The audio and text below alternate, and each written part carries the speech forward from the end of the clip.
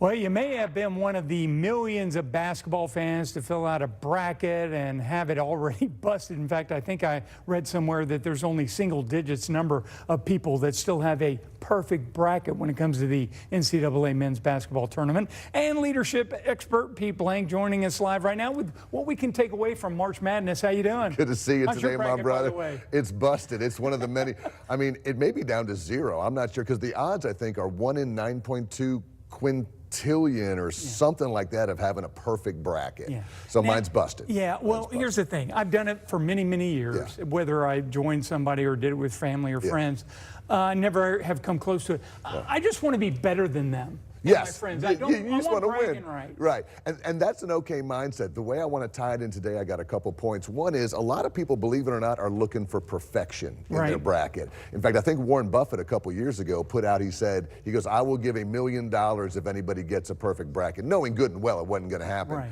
It's a good metaphor for life. I mean, if we go through life trying to be perfect in everything, perfection should never, ever be the goal. Now, my wife sometimes gets mad at me because a lot of times I'll do projects but not finish them perfectly, and a lot of times I'll say done is better than perfect. Yeah. And she'll like, yeah, and I'm like, done is, because that helps me from procrastinating and trying to get a project or event exactly the way I want it. Don't try to be perfect, especially in your brackets. Well, you mentioned it's a play on with life, which is also anything and everything can happen when it comes to this time of the year. Well, you know, I went to school at Florida, so I'm a Florida Gator fan. So, of course, we're going to get to the Final Four. Or are we?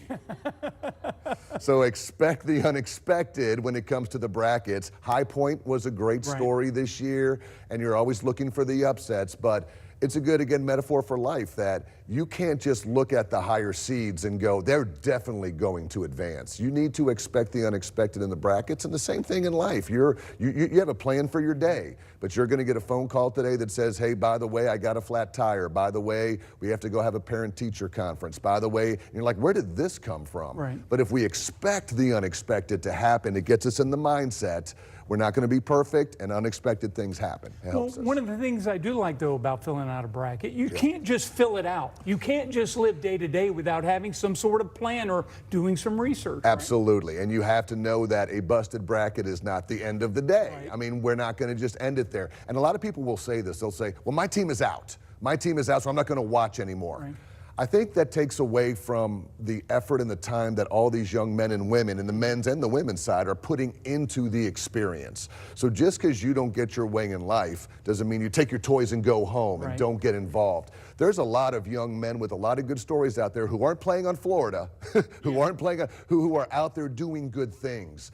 And I've learned with sports especially not to let it consume my life. You pull for a team, you root for a team. Alabama did great last night, but if and when they get out, you don't go, well, I'm not going to watch anymore. Same thing in life. If you don't get your way, you don't just bail out. You still keep moving forward. And I know that we're using the metaphor of March Madness, but on the golf course when I used to play a lot, I would scratch when I had an 8 on one hole and go, hey, now I'm moving forward beyond it because I can't go back. You got to move on. You've got to move forward and reset and move to the next thing that's going to happen. I agree with you, absolutely. And 8 is good. I normally hit 10s or 12s on my par 3s.